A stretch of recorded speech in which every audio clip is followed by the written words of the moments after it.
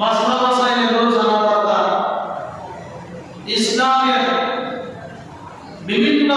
কথা কাজ বিধিবিধান এগুলো আমাদের প্রত্যেকে বেশ কম জানা থাকা দরকার।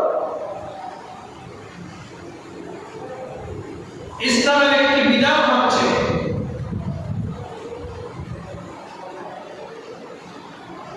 পবিত্রতা।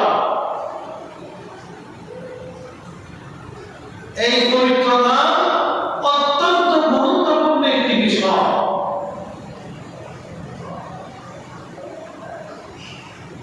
যে মানুষ পবিত্র হবে না, যে মানুষের পবিত্রতা থাকবে না, সে মানুষের কোন ইবাদত বন্দেগী কবুল হওয়ার সম্ভাবনা কম থাকে। বিশেষ বিশেষ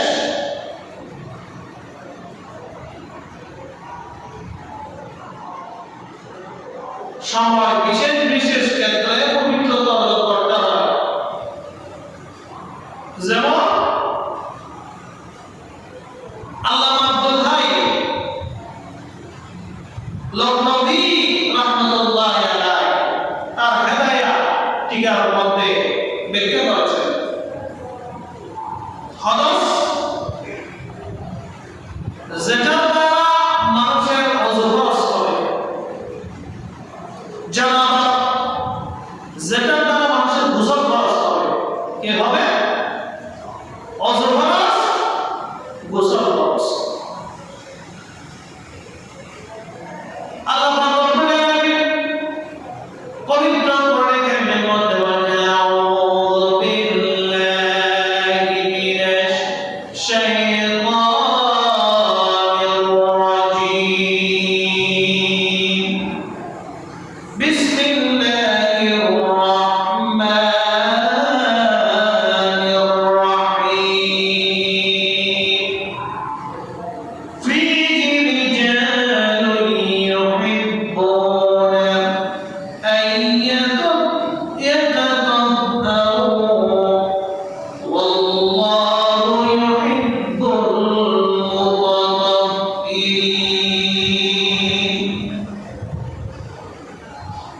والله يحب المطهرين। الله رب العالمين কোরআন কারীমের মধ্যে বলেছেন, ফীহি রিজালুন ইউহিব্বুনা আন ইয়াতাতাহহারু।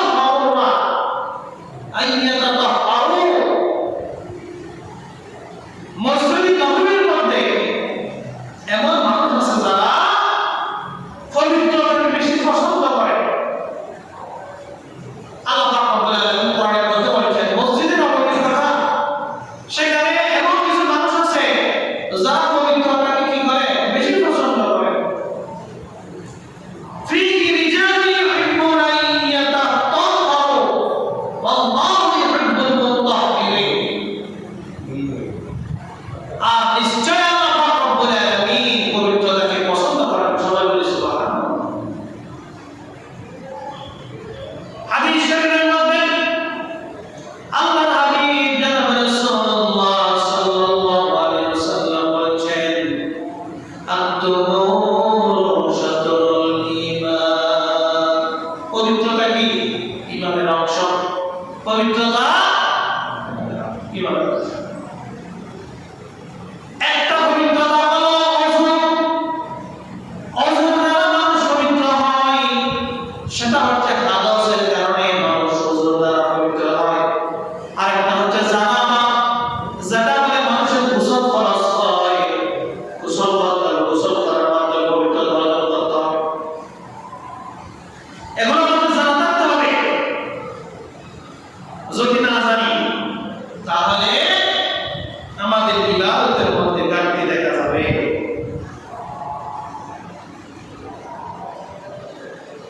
অনেক বিষয় আল্লাহ রাব্বুল আলামিন আল্লাহ হাবিবের মাধ্যমে নিষেধ করেছেন। আল্লাহ রাসূল যেগুলো বলেছেন সেগুলো নিষিদ্ধ। না করার জন্য যেটা বলেছেন সেটা কি? নিষিদ্ধ। আল্লাহ যেরকম না করার জন্য বলেছেন নিষিদ্ধ, আল্লাহ রাসূল ঠিক সেরকম না করার জন্য যেটা বলেছেন সেটা নিষিদ্ধ।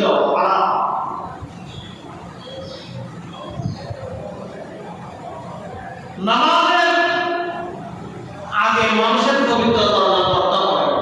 নামাজের আগে মানুষের কি করতে হয়? পবিত্রতা অর্জন করতে হয়। সেই পবিত্রতা অর্জনটা কিভাবে সঠিক হবে? যদি আমার আদর্শ হয়, আমার শরীর থেকে রক্ত বাইর হয়, প্রবাহিত হয়, পুরুষ বাইর হয়, আমি ঘুমিয়ে পড়ি, এরকম করে, তাহলে আমার ওযু করতে হবে। ওযু করতে হবে নামাজের আগে। আর যদি আমার গোসল ফরজ হয়, আমার যদি কি হয়? গোসল ফরজ হয়, সন্তানের সাথে গোসল ফরজ হয়, স্ত্রী সহবাস করে গোসল ফরজ হয়, ইসরায়েলের মানুষের বীর্য বাইর হলে গোসল ফরজ হয়, তাহলে এরকম যদি গোসল ফরজ হয়, তাহলে আমাকে গোসল করে তারপর নামাজ পড়তে হবে। ওযুর ফরজ চারটি। ওযুর ফরজ কয়টি? চারটি। এক নাম্বার ফরজ হলো সমস্ত মুখ দৌড়া, এখান থেকে এতটুকু, এখান থেকে এতটুকু পর্যন্ত হচ্ছে মুখমান পাবো, এটা দৌড়া হবে, বিচারটা হবে। এক নাম্বার। দুই নাম্বার হচ্ছে দৌড়া করে পর্যন্ত কি করতে হবে? দৌড় করতে হবে, বিচারতে হবে, না বিচারতে হবে না। এখানে আপনার কবি পর্যন্ত, হাতের কবি পর্যন্ত বিচতে হবে না খরচ। এরপরে তিন নম্বর হলো মাথা মাসাই করতে হবে। এখন খরচ, মাথা মাসাই করা খরচ। অনেকে মনে করে মাথা মাসাই করলে ওযু যাবে। নো, মাথা 7 ভাগের 1 ভাগ মাসাই করতে হবে। কমসে কম 6 ভাগের 1 ভাগ ভিজা করে দিবে। তাহলে ওযু হবে না, তাহলে ওযু নয়, ওযু হলে নামাজ হবে। 7 নম্বর ফরজ দুই পায়ের টাকনু পর্যন্ত দৌড় করা সুন্দরভাবে, ভালোভাবে দুই পায়ের টাকনু সহ দৌড় করতে হবে। আর ওযু যদি আমার না হয়, আর ওযু বিনা ওযুতে যদি আমি নামাজের মধ্যে দাঁড়াই, আমার নামাজ কবুল হবে না। বিনা ওযুতে নামাজ দাঁড়ালে নামাজ কবুল হবে? এটা হলো ওযুর বিধান। আর অবশ্যই পবিত্র করার জন্য যদি আমার উপর গোসল ফরজ হয়, তাহলে আমাকে গোসলের ফরজগুলো আদায় করতে হবে। এক নাম্বার, গলগলার সাথে কুলি করতে হবে। গলগলার সাথে কুলি করা একদম ওই পানি যেমন গট গট করে সিদ্ধ হয়, মানুষের যখন গোসল ফরজ হবে, তখন এতটুকু মানুষকে গলগলার সহিত কি করতে হবে? কুলি করতে হবে। না হলে এমনি মুখের মধ্যে পানি দিয়ে যদি পানি বাহির করে ফেলি, গোসলের ফরজ আদায় হবে না। দুই নম্বর, নাকের নরম জায়গা পর্যন্ত পানি পৌঁছাতে হবে। নাকের নরম জায়গা পর্যন্ত পানি টানতে হবে। গোসল ফরজ হলে পানি নাকের মধ্যে দিয়ে টানতে হবে ভিতর দিকে, নাকের নরম জায়গা পর্যন্ত যাতে পানি আসে। এমনি এরকম করে যদি শুধু নাকের পানি দিই, তাহলে ফরজ গোসলে যে 3টি ফরজ আছে, এটার একটা আদায় হবে। নাকের নরম জায়গাতে পানি পৌঁছাতে হবে। 3 নম্বর হলো সমস্ত শরীরকে পানির মধ্যে ডুবাতে হবে, ভিজাইতে হবে। একদম পায়ের নিচ থেকে মাথার উপর পর্যন্ত সমস্ত শরীরে অঙ্গ প্রত্যঙ্গ যেখানে যেখানে পানি পৌঁছানোর সম্ভাবনা থাকে না, সেখানে আপনার থেকে পানি পৌঁছে দিতে হবে। এটা হচ্ছে গোসলের নিয়ম, সিস্টেম, পবিত্রতার সিস্টেম। যদি পবিত্র না হয়, তাহলে আমার ইবাদত কি হবে না? শুদ্ধ হবে না। এরপর আসেন আল্লাহ হাবিব জনাব রাসূলুল্লাহ সাল্লাল্লাহু আলাইহি ওয়াসাল্লাম বলেছেন, মান আহাব্বা দুনিয়া আদাররা বিহা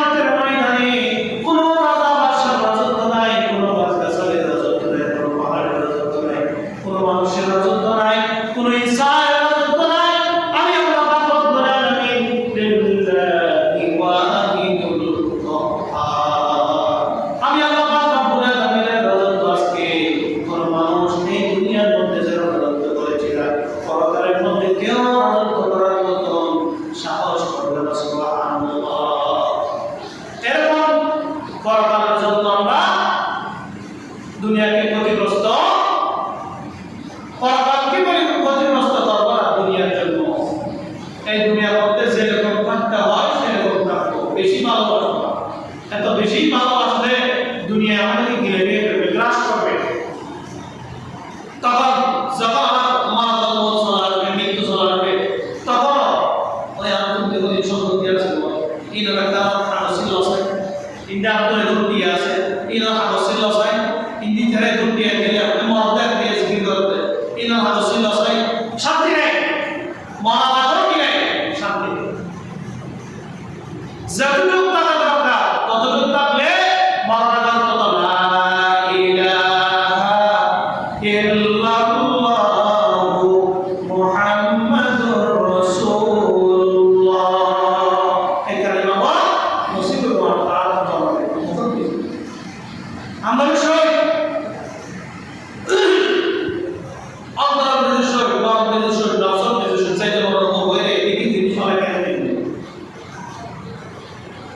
যেটা বলতে চাইছিলাম পবিত্রতাটা হচ্ছে আত-তাহুরু শাতরুল ঈমান, ঈমানের একটি অংশ। প্রত্যেকটা ইবাদতের আগে পবিত্র হতে হবে, কাপড় পবিত্র আছে কিনা।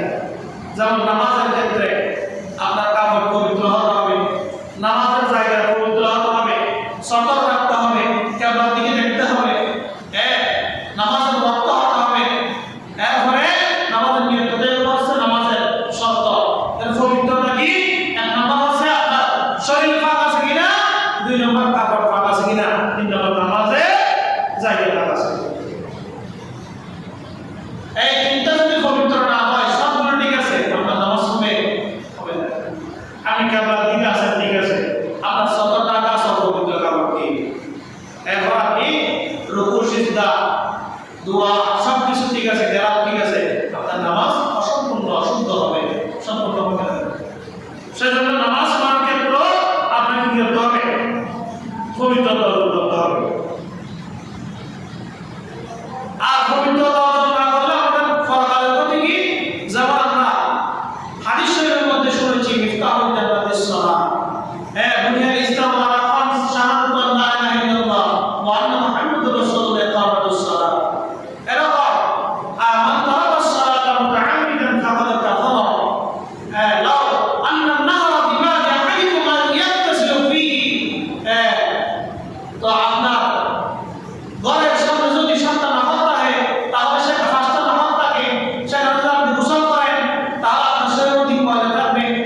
ফাজাইল নামাজুস সালাত, নামাজের উদাহরণ সেরকম। আমরা নামাজের ক্ষেত্রে অনেকগুলো হাদিস শুনেছি, নামাজ পড়ার জন্য আপনাদেরকে উদ্বুদ্ধ করেছি যে নামাজকে আপনাদেরকে জান্নাত পর্যন্ত পৌঁছে দিবে। তো সেই নামাজ পড়ার জন্য আপনার শরীর পবিত্র থাকতে হবে। যত ফজিলত নামাজের পড়েছি, তো নামাজ তো কবুল হতে হবে ফজিলতগুলো পাওয়ার জন্য। আর নামাজ যদি কবুল না হয় তাহলে আপনার আখিরাত কি নষ্ট হয়ে যাবে। আপনি যদি অপবিত্র থাকেন আপনার আখিরাত নষ্ট হয়ে যাবে। আপনার আখিরাত নষ্ট হওয়া মানে আপনার ইবাদত কবুল হচ্ছে না। সেজন্য বিশেষ করে ইস্তিনজা করার সময় আমাদেরকে পবিত্র থাকতে হবে। এমন জায়গার মধ্যে ইস্তিনজা করতে হবে যেখানে প্রস্রাব করার সময় যাতে এটা আমাকে আবার ব্যাগ না দেয়। এমন কতগুলো জায়গা আছে, শক্ত জায়গা যেখানে মানুষ প্রস্রাব করে সে প্রস্রাবের সিধা মানুষের মুখে আসে, মানুষের শরীরে আসে, মানুষের কাপড়ে আসে। এরকম জায়গায় প্রস্রাব করা ইস্তিনজা করা যাবে না। নরম জায়গায় যেখানে নরম জায়গা আছে বা নিচু জায়গা আছে সেখানে প্রস্রাব করতে হবে, যাতে আমার শরীরের মধ্যে সে প্রস্রাবটা ব্যাগ না আসে। নিরাপদ ব্যবহার করতে হবে। আর যারা যুবক ভাইরা আছে তারা একটু অপেক্ষা করতে হবে, কিছুক্ষণ 30 সেকেন্ড 1 মিনিট এরকম অপেক্ষা করতে হবে, একটু কাশি দিতে হবে। এই জন্য আলোচনা করতে হবে, মন লাগাতে হবে, যাতে আপনার প্রস্তাবটা সুন্দর হবে, যেগুলো বাকি আছে সেগুলো চলে আসে। আর বিশেষ করে আপনার শরীরের মধ্যে যাতে প্রস্তাবের সিটা না আসে সেটা খেয়াল রাখতে হবে। এটা যদি আসে আপনার নামাজ পড়বে নামাজ হবে নামাজি